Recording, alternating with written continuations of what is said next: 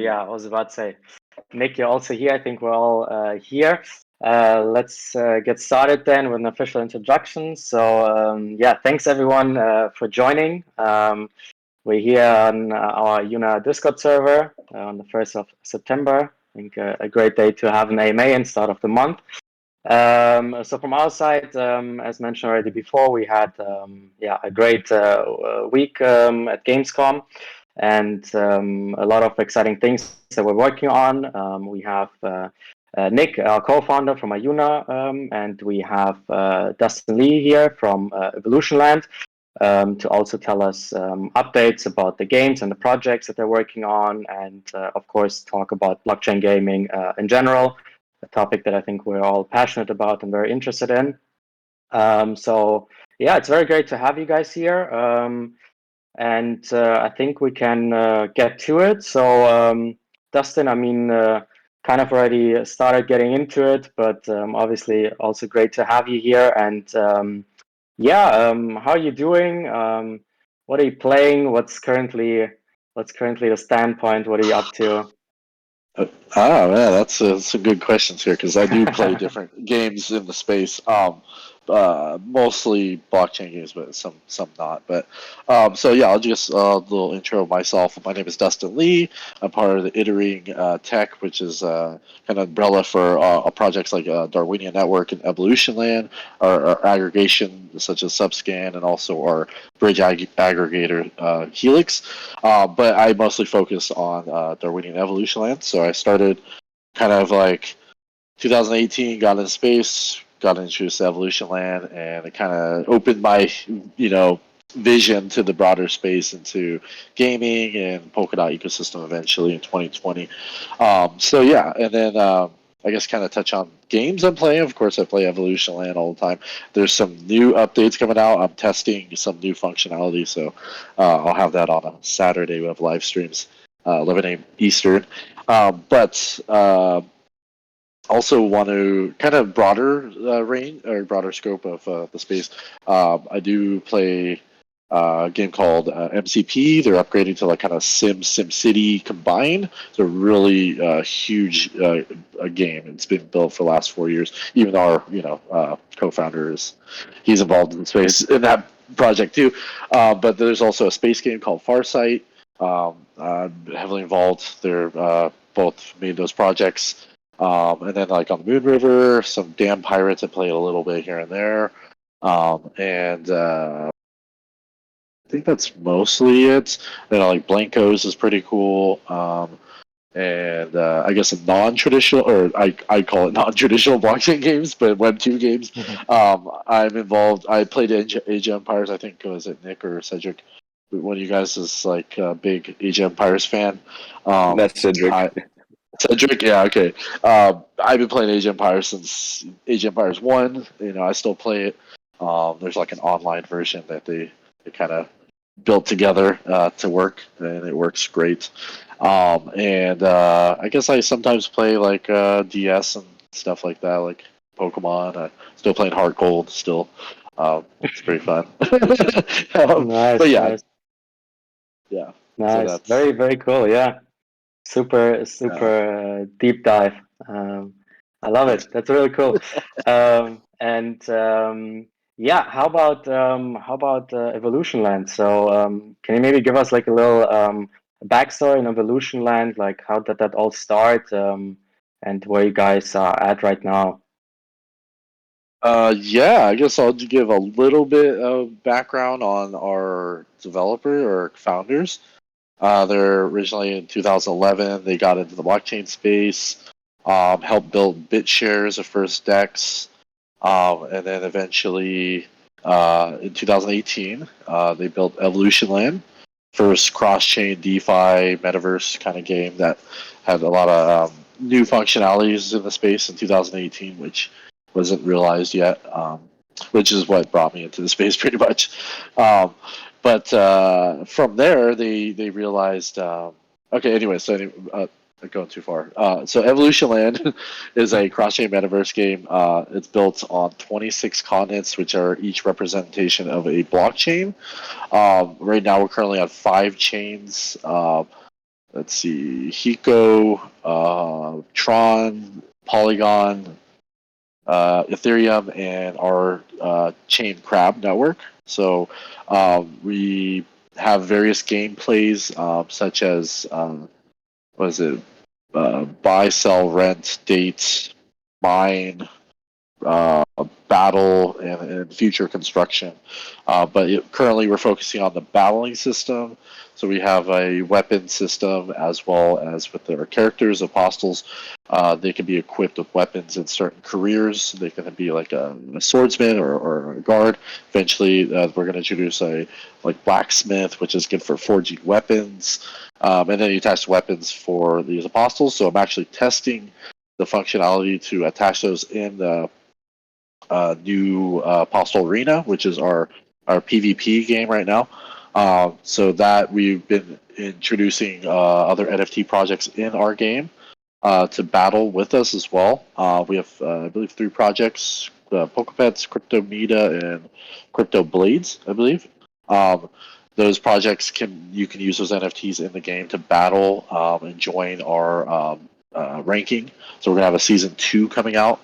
So that's kind of where we're focused on right now. Cool, very interesting. And how's it like in regards to partnerships right now? Do you have anything planned there? Anything new that's coming up regarding that? Some things are in the works, so I can't say everything. But Mm-hmm. we just signed up for Rare Gems, which I Mm-hmm. personally I've talked to Marvin over the years with his project Crypto Suits from Energy Web Chain. I was able to connect with him, and I seen that he was pretty much aggregating various chains in our space, including substrate chains like Moon River, and I believe A Star. I'm not sure, but I seen that, so I was like, oh, maybe we can connect with Crab, and so we just signed up with Rare Gems to present our NFTs in Evolution Land, and various projects that build on Crab Network. So it's a good start for us on that, and projects. I guess if I said Crypto Blades is there or not, but they are one of our partners. Just signed. They had a project for a while, but let's see. I think probably more updates on Polka Pets. There's other NFTs they have in their collections. So I'm assuming, and maybe this is just kind of like a speculative, but like projects that are the names of those projects say so PolkaPets has like a Polkadot based NFTs. We have ours, but there's other projects too, such as like Moonbeam and like Akala and like A Star and stuff. Everybody has like their specific PolkaPet, from that era. Um, so those could probably be brought into the game if we worked with specific projects for the IP reasons, I believe. Um, that is also a possibility. But we have been working with Forge, which is Harry Liu. He's part of the Pokepets and Animoca, formerly I think Bondly. He's connected with Sandbox, so we are working with MetaPrints. So there's possible some long-standing collaborations there, being that we could be in the Sandbox metaverse as well. Um, and then various other projects I want to build. I personally talk to developers that are wanting to build on Crop Network. And yeah, so hopefully we can work together as well, Juna. So Wow, wow, wow. Yeah, a lot of things going on. I love this. In the classic Web3 fashion, I guess.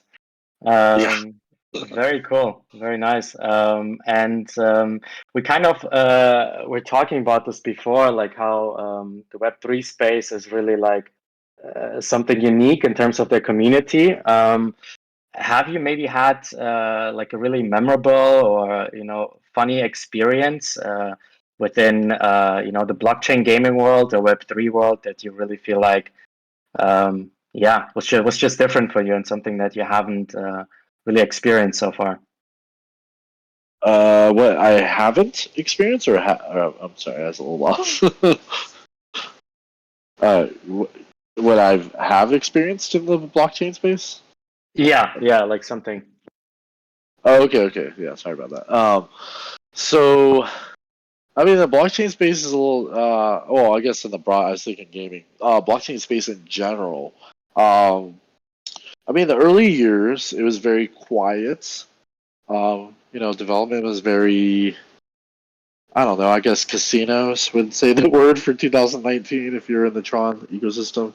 DApp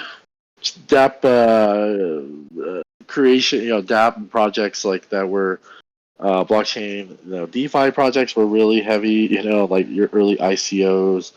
But I want to say, at least in the space with the early iterations of blockchain, or at least smart contract market, obviously there was, I'd say pre 2016, prior to smart contract era, coin everything, which is, besides XRP and like Stellar. But yeah, so I would say just like the interactions with dApps, they become more complex. There's a lot more code. There's a lot more security. There's a lot more just kind of education in the space. And like after I think 2019 to 20, then we started seeing like actual use case with dApps and like smart contracts, like more than just simple staking and kind of like farming, pancake this and that. I guess we were still doing that, but at least it was on Binance chain at that point. But so yeah, I would just say just the education and like community behind that, because now that we've gone through these multiple waves and this like smart contract era, I think people are just a lot more keen to the space, and they're realizing the ability to build better and more secure and more like innovative projects than kind of like the copy and paste projects that were like on the early ages of the blockchain. Yeah. Nice. Dustin, can Maybe Nick. maybe just touch on the I was about to, a yeah. bit following up again when you were talking about sort of partnerships. So obviously, two of the things that are, let's say, notoriously difficult for gaming, and not even specifically gaming on the blockchain, is that in terms of, if you look at it as a product, it takes time, it takes a lot of money, a lot more money usually than, let's say, an app, a more traditional sort of type of app to develop. And their failure rate also, in terms of being successful as a business, is also obviously pretty high. And the second, I would say, quite unique to this industry is the fact that to capture community, to follow a game and make it successful again, can be a huge task, a very expensive one, where titans of this industry has failed. How can we, in the blockchain space and generally the Web3 space, how can you see it can help in that direction? Because one of the things that is constantly in the back of our heads is, how do we build a community for battle monks? How do we build a community when we're trying to attract traditional gamers as ourselves, but at the same time, we're looking to introduce themes and technologies which up to now nobody seems to be very receptive from the traditional gaming space. So I just was wondering what your thoughts are around that. Right, that's a tough one. Yeah, it's just just like you were mentioning earlier, like the kind of Web 2 to Web 3, transition, like the 2.2s and the 3s, like it's like introducing these elements without like too much like viewable infrastructure, I guess, in that sense, like not having to realize it is a blockchain game. But like also that slow iteration and like educating them on the way, like, oh, this is now you have to click on this or something, or this is to claim your tokens on chain or something, whatever your rewards or something. Like most of the interactions, at least in that sense, would be centralized, but like if it's like an on chain transaction, it'd be like your NFTs per se. But it's really hard. I mean, I would say the only project I'm a part of that's kind of in between is the Blankos, and not to just say them, but they're like in between too. You know, they're kind of in a permission chain, the EOS, but also have an Ethereum bridge to like OpenSea and whatnot. So, like these elements can be introduced, but like it has to be slowly introduced, and it's like how long is that going to take? It's going to take a long time. You know, it's going to take 5 to 10 years, I think, for people to be like, oh, this is normal. You know, like you own your own content, you can, you know, have your NFTs or digital assets that per se like somewhere else, not just like that specific game. If it's like Fortnite skins or something, you can use those skins in, you know, some other game like Final Fantasy because they're building on Affinity or something, or even Dotmog, you know, have, or not Dotmog, Battlemog, different name, Battlemog, have them in different ecosystems and metaverses. Like there's just no like that standard. So that's another question. Is like, what is the standard to that? Like what?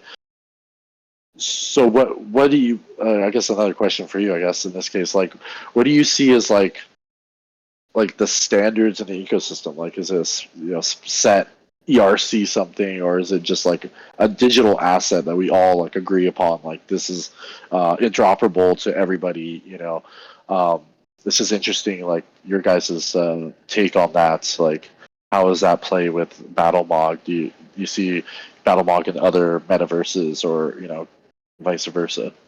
I think that's one of the interesting questions moving forward, and maybe going back um, to what the blockchain space, let's say, has done up to now. I think what we have done, let's say, up to now, fairly well as the history of sort of the blockchain industry has shown, we're pretty good in coming up with innovative ways for fundraising, and I think that NFTs, when it relates to gaming, at least have provided that, or sort of the idea of token economies within game has given the opportunity to a lot of gaming studios who traditionally have been really struggling to raise funds, to be able to raise funds. So we are actually addressing, I think, already some of the issues that are coming up from the gaming industry space.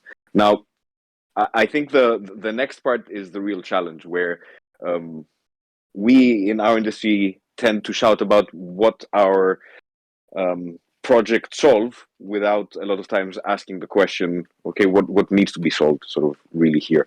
And I think we've fallen in that trap quite a lot with in the gaming industry, because although a lot of these issues that we're discussing are things that are very familiar to gamers, you know, the ownership of these in-game items, it always comes from essentially an emotional part, right? And an emotional attachment that I'm grinding a game that I'm really enjoying, and that skin, that item means something to me, ergo it has sort of value. So I think that's obviously one of the most clear spaces that we can make a difference once we present those opportunities, I think, in game. We can't start shouting about digital ownership of things without having that be part of a game that I enjoy, I fall in love with, and then that question actually becomes sort of important.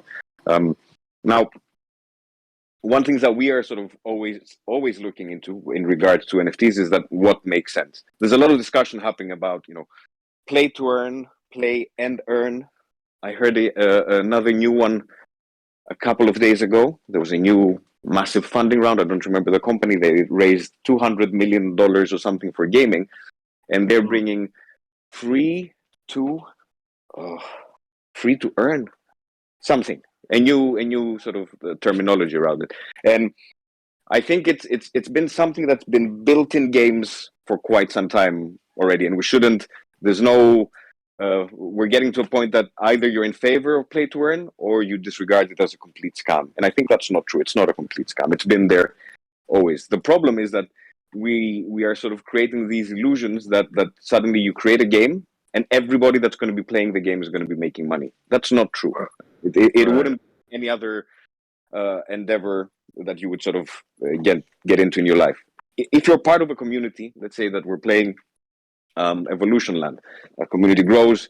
Now, there's members of that community that are active. There's members of that community that add value. That could be as simple as mods. That could be mods, sort of moderators in the chat. That could be Twitch streamers that are sort of twitching the game and bring attention, bring an audience to it. This could be artists, graphic artists that, you know, can create their own skins and maybe potentially sort of can sell them to that community. So that's where we need to sort of drive, I think, more the discussion, which is there is play to earn. There's going to be opportunities for play to earn, but it always is tied to the value that you can bring back. Most games would be 90% players, just enjoying it for the entertainment value of it. And there's always going to be that small part of the community, the rabbit community, which we need to find ways to reward them better. And I think that's sort of the 2.2, 2.5 version that we take, establish structure of gaming communities and find a better reward system inside. Yeah.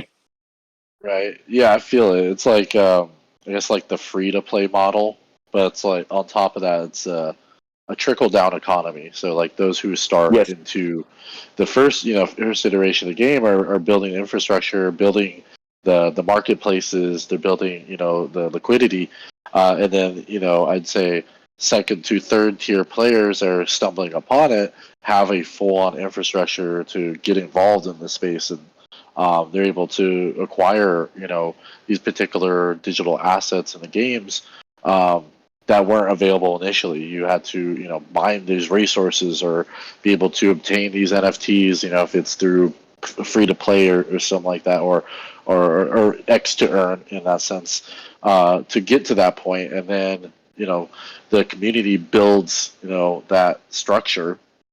And then other players were able to buy certain skins or whatnot. So yeah, I think there's at all levels. There's a basis for all players. If it's players that are just bringing it value, financially. If there's ones that are moderating and bringing attention.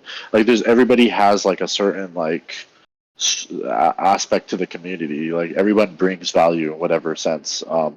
And yeah, like you're saying, like it's either you play the game if it's like play to earn or not. Like in that sense, like we're kind of like going, like we're kind of stretching it out to be like, oh, X to earn everything, sing to earn, dance to earn, move to earn, whatever, and like in reality, it's the gameplay and like being able to actually like enjoy the product or project in the game.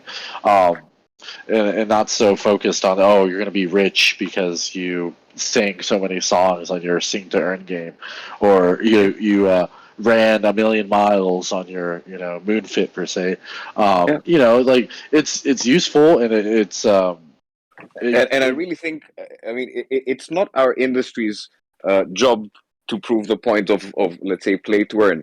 That was done about I would say a decade ago when I don't know Justin Can created Justin TV, which turned into Twitch. Eventually, some people said, I love playing video games, so let me just go in and start playing and earning. That's sort of how this whole thing came about. People who were passionate about playing video games and wanted to make a living out of it. So it's not the blockchain that's introducing these mechanics or sort of this aspect of it, let's say, to games. It's just that we're trying to build it in, and I think that's where a lot of the problems go back to. I mean, even when we compare Web 2 with Web 3, the biggest difference is that there was no economic model built into Web 2, which is sort of what Web 3 is trying, or sort of the blockchain is trying to incorporate from the very beginning of it. I wanted to ask you about Evolution Land and sort of that path towards community building. So we are in our ecosystem. Let's say that ecosystem could be for us. Let's say the Dotsama ecosystem. That's sort of our immediate audience. Then the sort of the general Web3 gaming audience, and eventually we sort of will go to the bigger picture, which is sort of gamers. How are you approaching that? Are you going through first to try to get the game out to the ecosystem through partnerships, through things like that, and eventually move into more general audiences, or at some point are you planning to, let's say, direct the market towards a more general audience? That's a good question. I'd say a little bit of both. The marketing is definitely needs. We're gonna hopefully step that up better. But in general, it's like we've been focusing on the infrastructure. That's that's a really big part. I think just with our various projects kind of help facilitate each other. So our whole ecosystem of projects that we have kind of stay afloat in that sense because of that. But yeah, having that kind of connection with the traditional space, I think that's kind of where I'm wanting to focus on. I plan on going on to some of these NFT specific events, or not necessarily the NFT, but like if I can get to any like gaming specific ones, obviously like E3 and stuff like that would be really cool to go to. But getting to that point, I think that's next year. So I think this year, mostly NFT specific events, is kind of in the scope. There's one in Seattle, there's one in San Francisco, and then Miami. I think Sama has with Decentral, Justin Wu, and they have a event coming up for Kusama. I think it's Chaos 2022, I believe.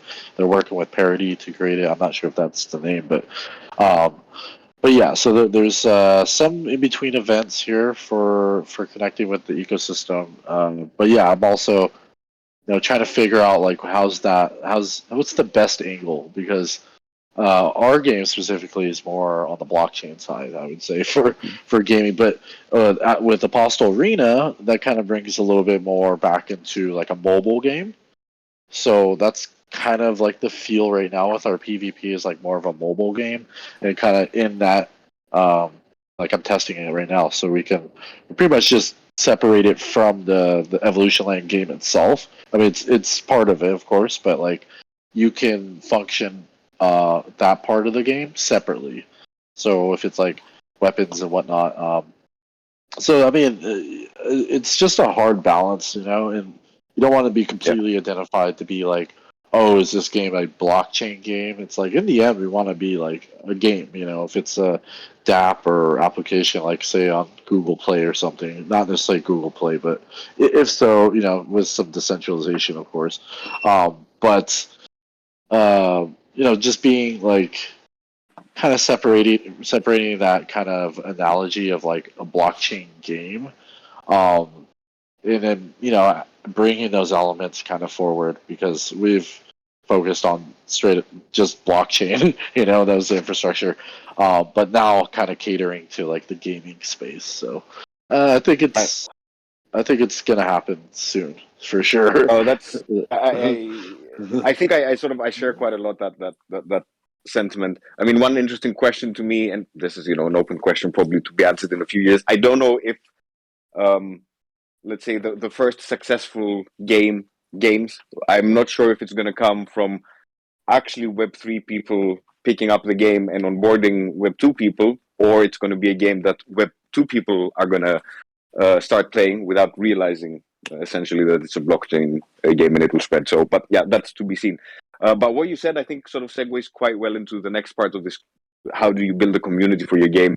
Which is, you can build your game, you can do sort of all of your efforts. Do we have a accessibility problem? Being that currently the majority of games that we all access in our daily lives are locked, let's say, behind platforms and stores. If you can't have your game, if you're a mobile game and you can't be on the Android store and the Apple store, you're dead on arrival, right? You can't build for Windows Phone, you can't build for Solana Phone. Same happens also sort of for more traditional titles. If I can't get my PC game on Steam, on Epic, how am I going to get access? Do we have that problem? Do we need to solve it in our own way? Is the solution, you see, sort of a decentralized Steam? Or is it that eventually these publishers embrace the technology, embrace these games, and give them a fair chance? Yeah, that's a hard one. Definitely, I would say, at least in the short term, like us taking that time and connecting with the outside of our community, as we were talking about this earlier, but kind of getting that like the extra, reach, I guess, in that sense, like not being stuck in our echo chamber that we've built. It seems very easy to engage with our community and kind of figure out, navigate through, previous existing knowledge, but being able to like really educate others and kind of bring them in, it's a hard one to do without having some type of mass kind of realization, I guess, a revelation in the space, and having like these particular AAA projects, come into the space. It's like if you release a console for a game, you usually release like some of like the major titles or say mascots of that particular console. If it's like PlayStation or Xbox. Now it's like Call of Duty or something, or a Fortnite or something. But still, like being able to like bring those kind of AAA feel without the understanding of underlying technology is like that's huge. But yeah, there's a lot of I hear that a lot. Yeah. I mean, it's the classic example during the console wars, whatever we sort of used to call them. It was never the console that won the war; it was the game.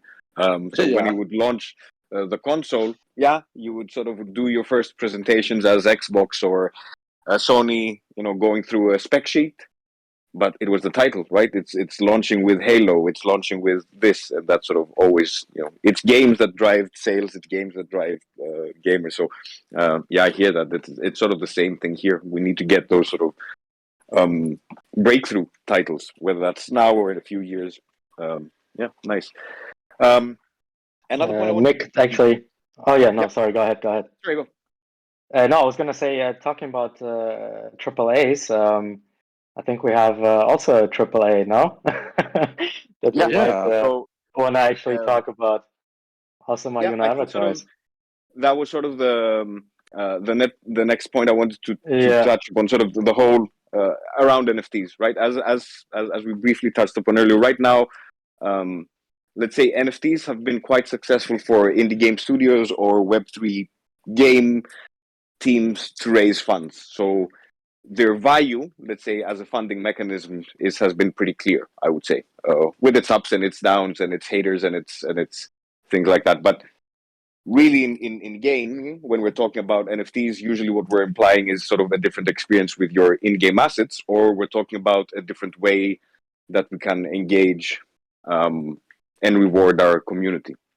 So that's one of the things that with Battlemogs we've also been thinking quite a lot of. What are ways that we can bring more value, utility, whatever you want to call it, to these NFTs. And the whole idea behind the Awesome Ajuna avatars for us was that this is essentially a product where we have our seasons, which depend on, let's say, titles that are going to be launched on Ajuna network.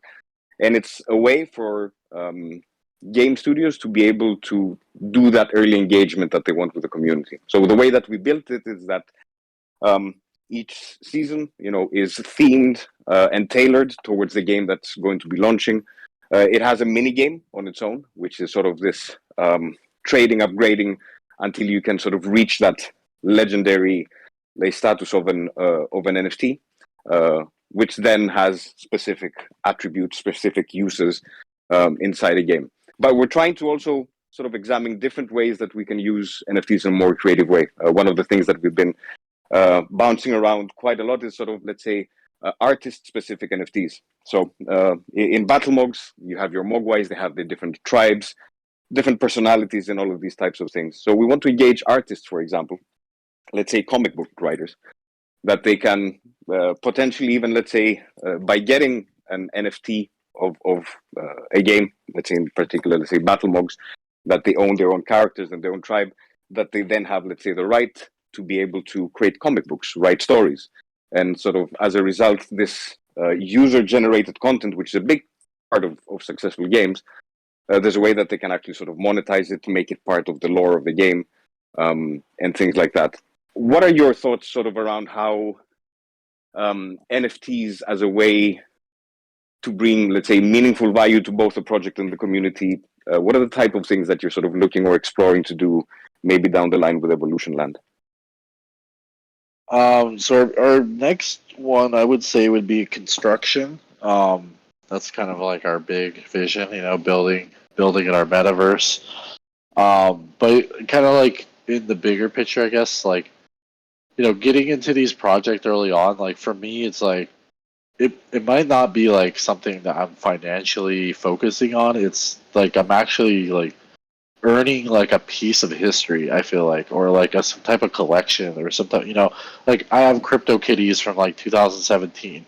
I don't do anything with them. Like Evolution Land does kind of bring them into the future, but like in reality, it's like to me, it's like a piece of history, and maybe at least some projects might bring them into fruition and bring them. It's like some type of like identifying your like status, I guess, in the ecosystem. You can say that with CryptoPunks or even Board Ape Yacht Club. Like having these particular NFTs might bring you a certain stature per se. I mean, not to say I have any of these, but like but it's really cool to get like a piece of history in this space. And then with like Evolution Land, like it was pretty much born in between these times. Like it was born in between like the most active dApps, or not active, but like early iteration of dApps and like different functionalities. So like these NFTs can be utilized from its early inception to like the future use cases that are unrealized. Another project may pay homage to your project. And go, hey, now we'll whitelist your NFTs into a whole new ecosystem. It's kind of like sky's the limit here. But at the same time, it's like, yeah, we're all kind of just like the innovators and like kind of the pioneers in this space per se. Like it's still so new when it comes to NFTs and gaming, especially with like BattleLog and like, but also like I'm kind of interested. We kind of talked about a little bit ago about the GamesCon. I kind of want to, if you want to like touch on that a little bit and like, Yeah, let us know. I really like the sort of your thought process around sort of NFTs, and yes, probably the collectible side of it, the rarity side of it,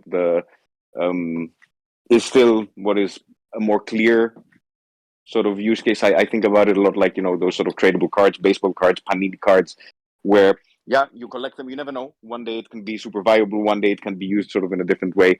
I'm also generally very excited about the space as we start getting into the more, as I said, nitty gritty of NFTs and how they can improve, whether those are inefficiencies in these gaming communities, whether inefficiencies because there's unequal, let's say, pay, or whether that's ways that we can incentivize creative people to be more active participants in the game development process. Those are the types of things I'm sort of really looking into in the future. Gamescom, great experience, and I would advise sort of anybody that's in the Web3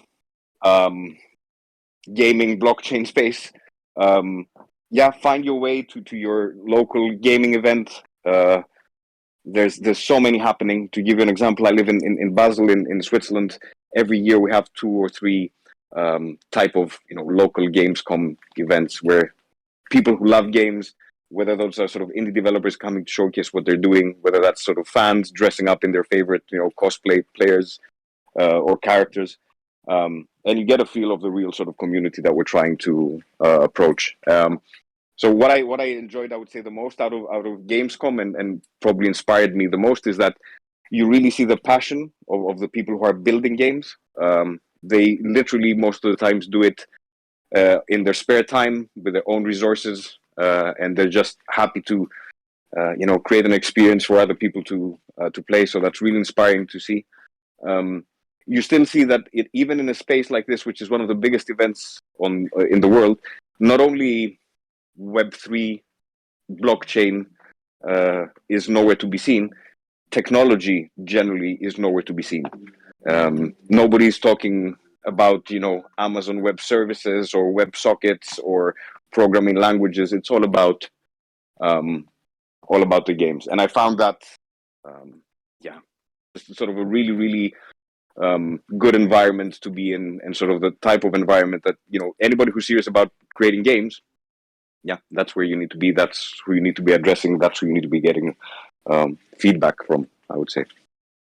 Yeah, that's really cool to get that experience for sure. And like, having that Web 2 kind of aspect and perspective, like it's good for some constructive criticism, like I was saying earlier. Be able to get their touch on everything. It's we don't have that as much in our space. Mhm. It's slowly getting there, but we still don't. We still have mostly Web 3 developers building games, which is it's a little bit different. I would say if it's a Web 2, building games in Web 3, have a different aspect. So we'll see how that looks like in the future. Yeah. A couple more points I wanted to. I mean, obviously, at the end of the day, one of the with Dustin, he's been really supportive of us, our team, and our community since the beginning that we started Ajuna. Obviously, Darwinian Evolution Land were, I would say, probably the first partners in the space that we started working with. Evolution Land and Battle Mogs will meet, down the line. That's our goal.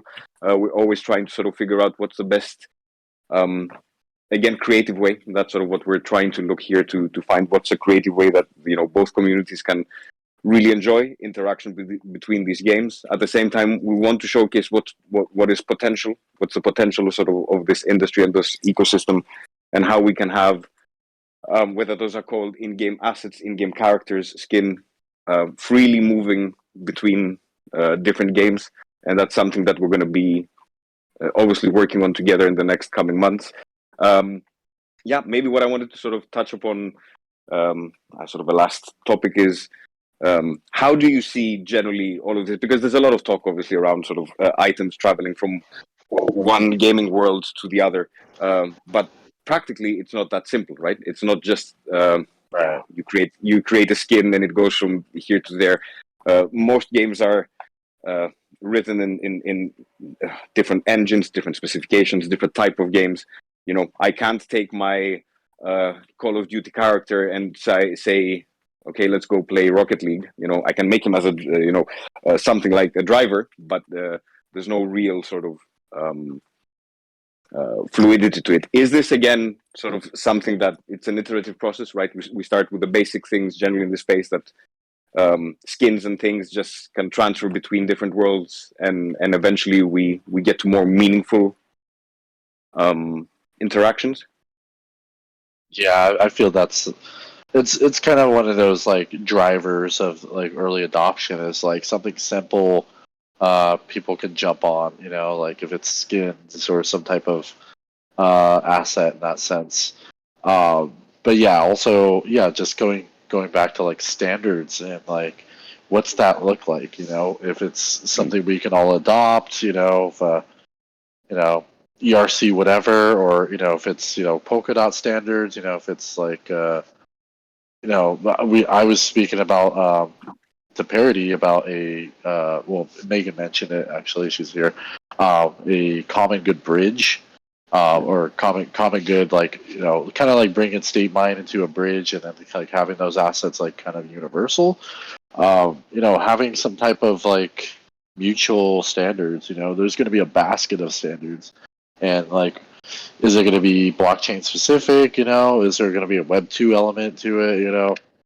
Is EA going to sign off on some type of standard with with Epic, or or Best or something? You just play Fallout 20 or something with like GTA 10, or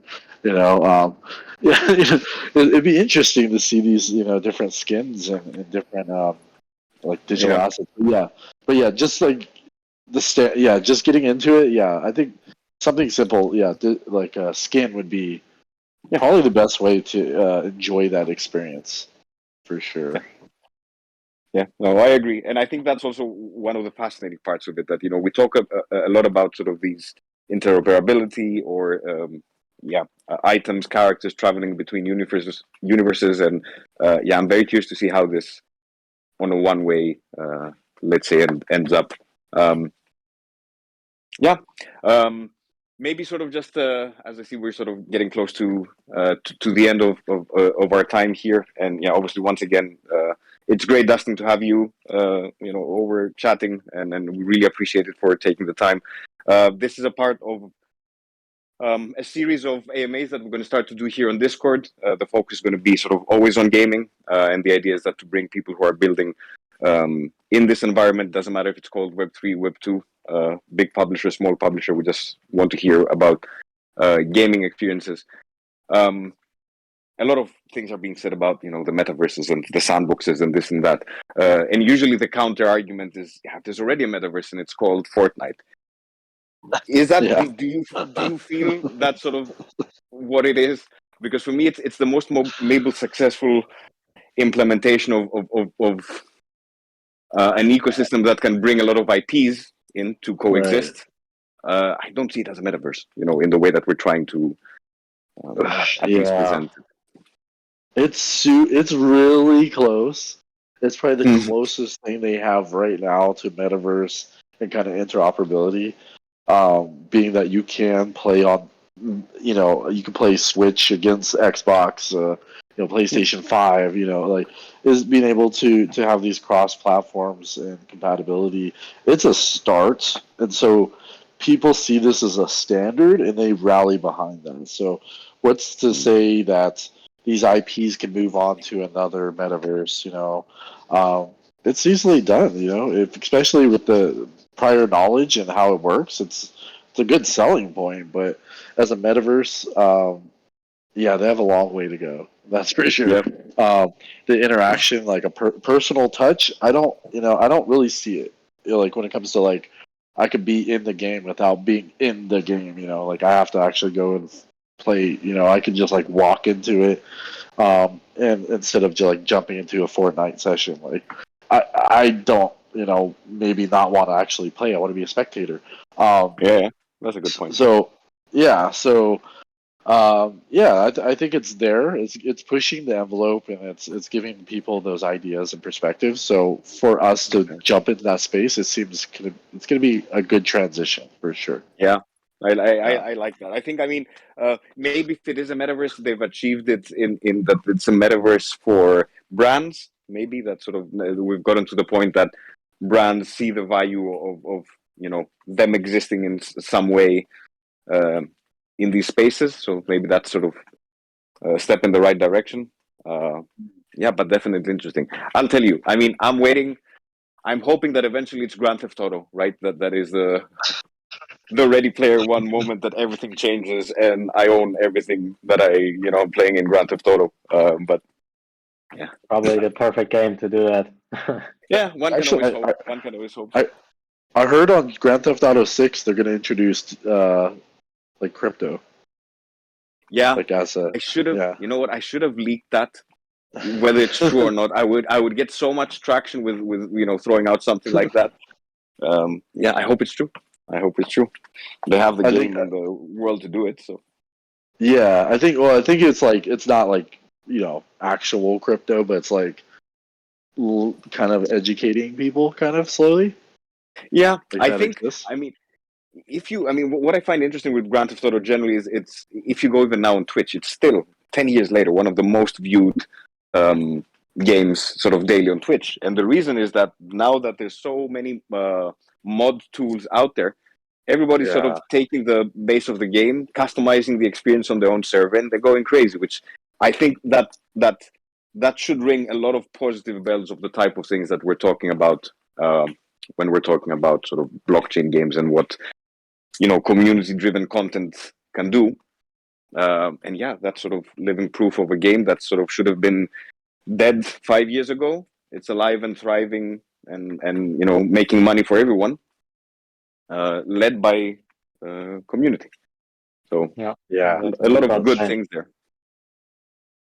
For sure. It's always the community, definitely. Without the community, you just can't have a product, and especially a game. Like, you need an active community to really, to just engage and ideally even build with it. And I think that's one thing that is missing right now, to really involve the community in the development and the decision making. And I guess that's what we're here for, right? Yeah. Maybe just the last point for Dustin. One of the things that we're very happy to start doing here in the team with Ajuna is that we said that we're going to start playing some team video games online every now and then. It's a great way that we can connect. So we would love for you and Megan and anybody else on the team, to join us. We'll try to do this on a weekly basis. I'll share information with you. Would love you to join us and just come hang out, play some games, and sort of. It's good to every now and then just get back to what the experiences we're trying to build are. If Cedric wants to play some Age of Empires, I'm just saying. I'm pretty sure he will. I guess so I wanted to mention also well we can have you guys in our Evolution Land community as well. Love to have you guys. There's definitely a lot going on. We didn't get really to unpack completely would love to have you guys on. Let's do that. That would be great. Yeah. Very nice. I think that's the plan for next time. For sure. All right. Nice. Very cool. All right. I think that's it. Unless you guys have any more points you'd like to touch upon, but I think we'll stay at that. And then I think the plan is for next time. Then I guess we're joining Evolution Land. And we're doing this all over again. Yeah. Until the Maybe next one then. Yeah, for sure. Maybe we could do like a couple weeks out from now. If you guys want to join or find some scheduling, but definitely stay tuned, community. But love to unpack some of your guys' updates here. There's a lot going on. I don't know if there's anything you guys want to add before we leave, or maybe I can follow with what we're doing as well. No, I mean from our side, as I said, we'll always have updates that we can share with the community. There's more to share about awesome Ajuna avatars. We know that there's more to share with Evolution Land. But let's keep something for the next time. Oh, for sure. Okay, yeah. So we'll be back in a couple weeks, and then very soon. Yeah. Yes. We really appreciate you taking the time once again to talk with us. Thank you for everybody for joining in. Dan, thank you for organizing anything and preparing. Of course. A big shout out to Megan, and catch you on the next one. Thank you, everyone. Thanks, everyone. Thanks, guys. Thanks for listening. And have a good night. And then we'll do this very soon again. For sure. All right. Cool. All right. Bye-bye. Bye, guys. Bye-bye.